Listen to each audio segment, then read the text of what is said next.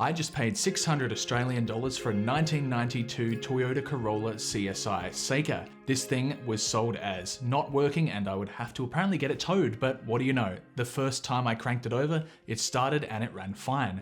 So let's take a look at this cheap old car. The RAA guy who towed the car back to their house said it needed a crankshaft position sensor, and after checking all the fluid levels, it started totally fine.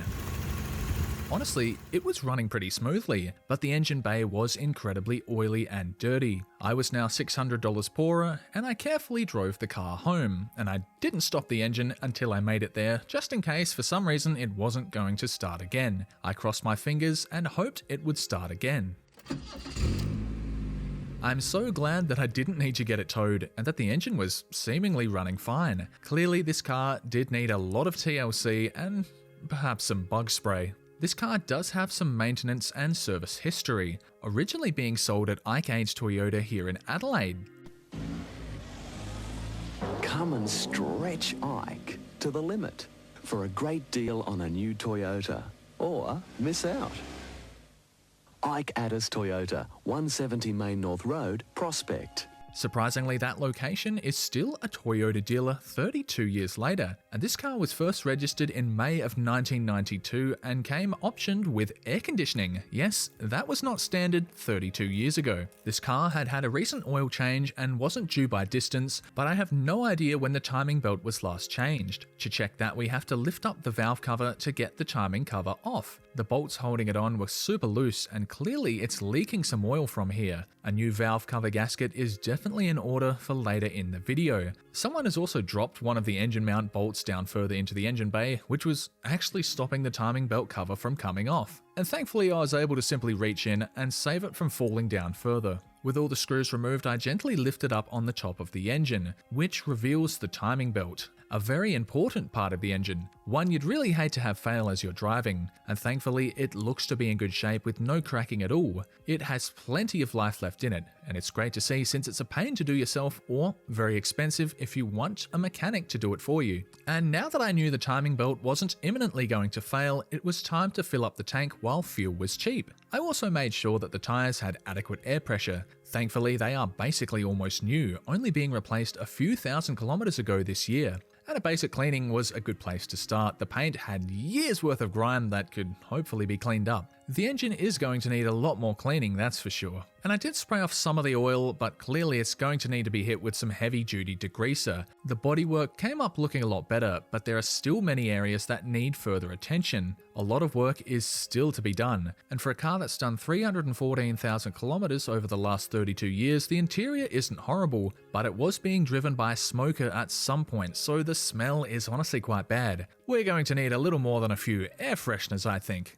The previous owner clearly liked dogs. Can you tell? And don't get me wrong, I like dogs as well, but I think I'll remove these later in the video. Now, I've been shopping for some parts that I think this car is in need of, with a few items to hopefully help with the minor leaking. And after sitting for a few days, it seemed to have leaked a small amount of engine oil and maybe some power steering fluid. And when I bought the car, it was a bit low on power steering fluid, so I simply topped it off before driving it home. And I'll be taking a chance and trying some new fluid that has some stop leak in it. An easy way to replace a good portion of the fluid is to simply pump it out through the reservoir. I managed to get around 160 milliliters on my first go, and I'll simply pour in a similar amount of the new stuff which will hopefully stop the minor leak. And using a funnel definitely makes this far less messy, that's for sure. Now that it's at an acceptable level, time will tell if it stays this way. Next, I inspected the radiator. The coolant levels are fine and it's nice and green, so no need to change that right now. The engine oil is slightly low but still on the dipstick. It's likely dropped due to some leaking, and I will change the oil later in the video, but for now I'll just chuck in some engine stop leak. There's enough of this stuff to treat 6 litres, so I'll still have plenty for after the proper oil change. And next up is a new air filter. The old one is definitely due to be replaced, and even has a spider egg sac? Yeah, that's nice. And in fact, there was a whole lot of spider egg sacs near the air intake hose. Imagine hundreds of tiny spiders crawling around in there.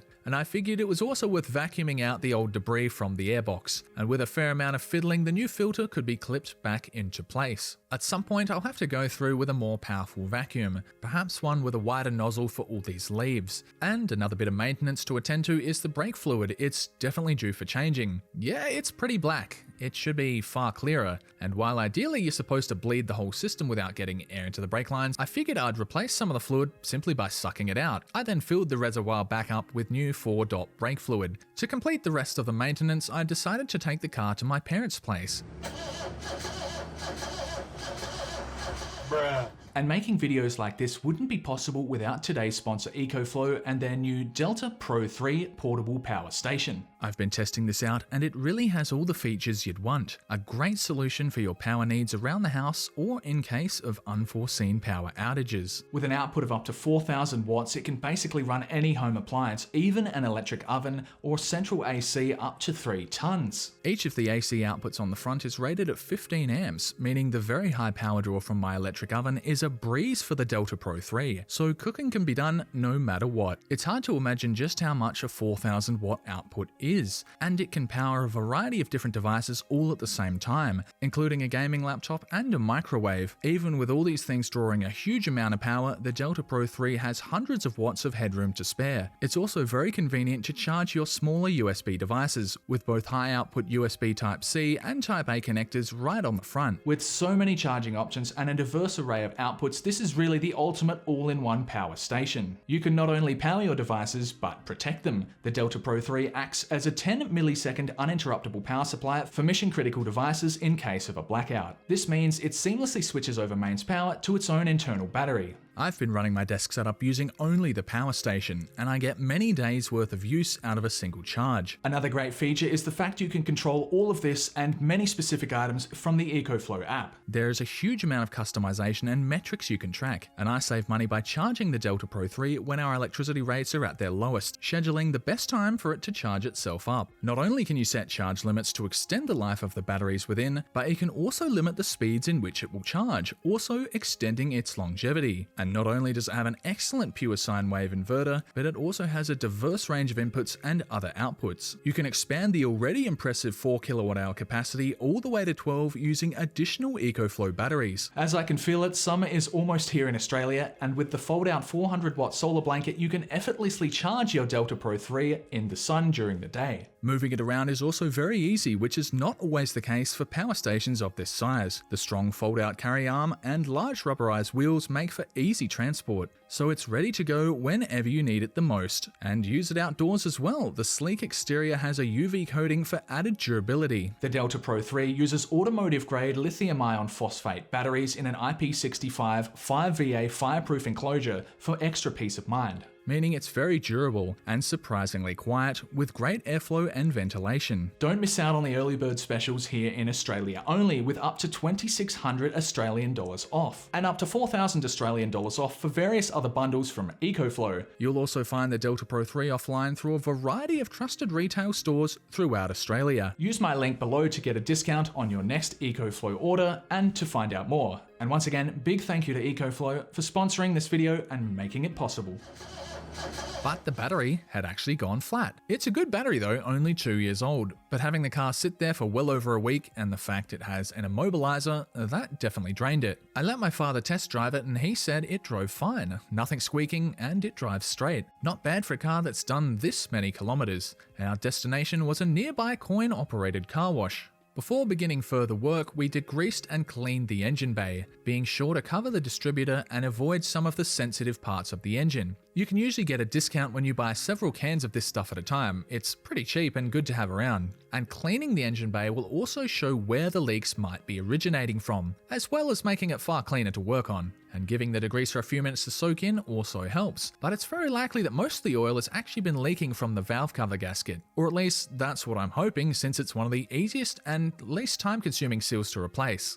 Once sufficiently degreased, we began with a low-pressure engine cleaner spray setting. I think this is also meant to degrease the engine, and if you ever do this, don't be alarmed by steam coming from your engine. This is just the water evaporating due to the heat of the engine. And now the satisfying high-pressure spray can begin. It doesn't look as if this car's ever had anything like this done to it before. You can now clearly read the labels on the engine block that were previously covered in oil. And alright, does the car still start? Well, thankfully, we haven't ruined it. And I bought these car ramps a while ago and they've been pretty useful for at-home repairs, but of course a pit or a car hoist would be needed for more involved repair jobs. And first we're going to drain the oil, which was last done in late 2022, about 5,000 kilometers ago. And you'll have to wait a few minutes for it all to flow out, and also be sure that the engine is warmed up prior to doing this. The cheap oil filter the previous shop used proved somewhat difficult for the removal tool to get on, but with some persistence my father was able to get it out, and thankfully it came out with the rubber seal. The filter port itself looks to be in good shape, and with it all drained we got just over 2 litres out of the engine. And we poured the old oil into an empty bottle, which can be disposed of at most auto retailers. Replacing that is some decent quality Newlon oil that was on sale when I went to AutoPro. First, I put in the rest of the bottle of engine stop leak. Some people say this stuff works, others have pretty mixed opinions, but I've really got nothing to lose by trying it. Next, I poured in the new oil, aiming for just under 3 litres, the volume this engine is supposed to take. I was pretty close, but not quite yet on the mark, so I added a little more, and now it was right on the full line. And when you start your car after an oil change, make sure the oil light goes off quickly on your dashboard.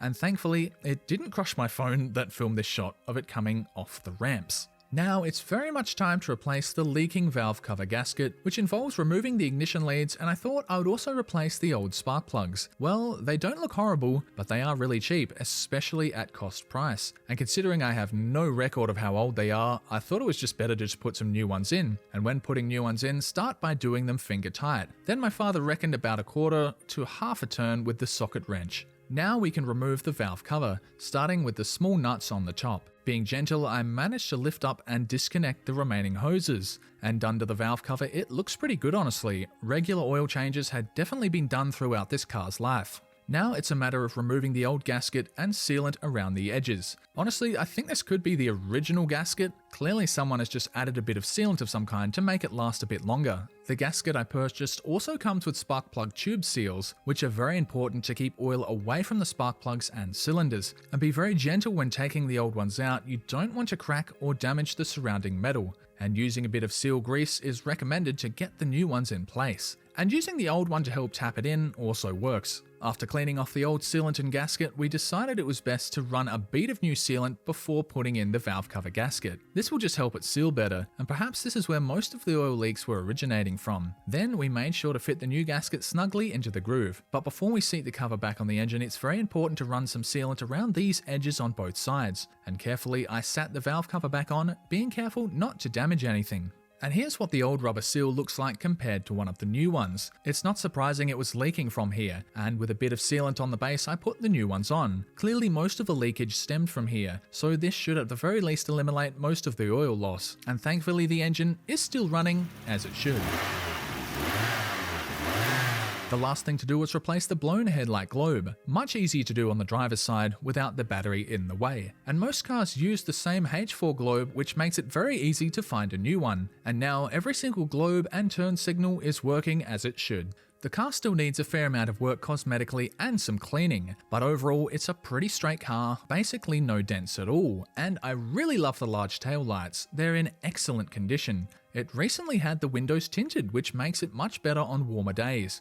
And given how huge the rear window is, I'm very glad that it's tinted. You could say a lot of heat would have come through here, and I think this has the right amount of curvature. It's not too boxy, a really sleek design from 32 years ago. Alright, it's time for some more cleaning. And thankfully we've pretty much eliminated all the engine leaks. This is the only place it's dripping from now, and after leaving this jar underneath for 24 hours, it literally only has a few drops of oil in it. This car came with 2 steering wheel covers. The first one slides off easily, and the one underneath, not so much. Oh god, I see why they'd covered this thing, because it's absolutely filthy. It'll need a good wipe down.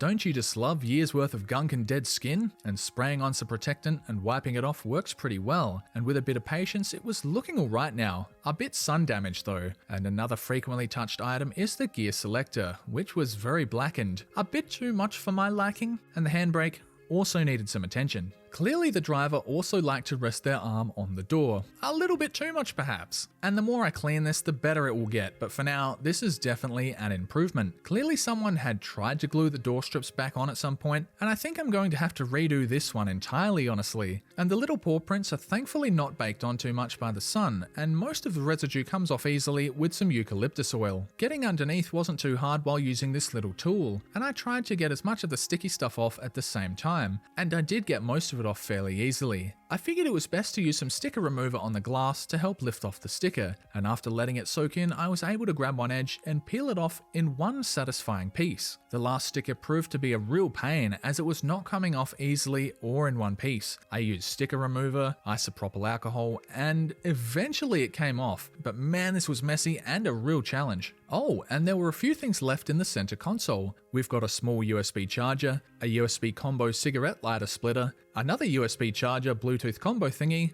another USB charger, and a charger for a dash camera. The next challenge is some of the roof that was scratched, likely by some low-hanging branches. I first cleaned the surface off with wax and grease remover, and then I used some touch-up paint that I bought for this car's specific shade of white. This particular car uses the Toyota paint code LR, found here, and I painted it on using a Q-tip. It's not a paintbrush, but it definitely does the job. There were several other areas of the car that had similar scratches, and I did the same thing to the edges of the doors that had wear marks. These happen when you constantly brush up against the door when entering the vehicle. And if I accidentally spill some of this paint onto the black rubber strip, I can just go over it with a permanent marker once the paint dries. The car has plenty of places to touch up. And is this the best way to do it? Probably not, but for such a cheap car, this is all I could really be bothered doing, honestly. The badges on the rear of the car are also supposed to have silver lettering, but it seems like it comes off over time with almost every example of these cars having the same problem. And I didn't do a very neat job, but I can just go over the silver paint with a black permanent marker once it dries. And yeah, I probably should have used a brush, but at least you can read the lettering again. The other side of the car also has a strip that needs re-gluing, but we'll focus on this one for this video. I gently pried up on the rubber strip. I thought it might snap, but actually it's surprisingly flexible. Now begins the long and laborious task of cleaning off the surface. Some of it came off relatively easy using a plastic scraping tool, but other parts of the glue were basically rock hard and I couldn't scrape them off at all. And I tried some cream and polish, which did help somewhat, and I was able to get most of it off eventually. And to get the rubber strip straightened out, I clamped it down for a few days, periodically changing its position and flexing it around. The rock hard stuff I thought I'd grind off the door, wearing some safety gear of course. I'm removing this as it sticks out and I need a relatively flat surface to tape the rubber strip back onto. I didn't do a particularly neat job, but this will be covered over anyway, so who really cares? And with the rubber strip straightened out as best I could, I whittled off the old glue and gunk. I also sanded it off until I felt it was smooth enough. But what was I going to reattach it to the car with? And I went to our local Bunnings and decided that this double-sided tape should hold the rubber strip on well. It's actually almost the perfect width as well. I lay a piece along the entire length, being sure to cover as much of the backside as possible, and I put some markings where I wanted to line it up, then stuck the piece on. It seems to hold on very well, being very close to completely straight, and I know I've still got the rubber strips on the other side of the car to do, but man, is this a big improvement on what I started with. It's a far more respectable looking car now, that's for sure, and I think it's a good looking car that's aged very well. Compared to other Corollas of this vintage, I think the Seika model is far nicer looking. The incredibly large back window and large boot with fold down seats means it would be great for moving stuff around. It's not a particularly interesting car to drive, being very basic and not at all powerful, but it has a certain old school Toyota charm to it, a sense that it'll get you to your destination without any worry. So there we have it, the $600 Toyota Corolla. The problem with cars like this is they're not particularly collectible or valuable, and when they need big maintenance done, something like the timing belt, that if you went to go get it done somewhere else or not do it yourself, that would cost more than the car is worth. The problem with cars like this is they eventually just don't become economically viable. I was lucky that it's actually pretty good once we'd done a few things to it, and I didn't have to spend that much money. I might keep it and use it again in the future. Maybe I'll make another video about it. We will see. Either way, I hope you've enjoyed the video. I know a lot of you have been asking for another car video, and well, I hope I've finally delivered what you've been after. Big thanks to ecoflow for making something like this possible. It was a big task making this video, but I had a lot of fun. Thanks for watching, and I'll see you in the next one.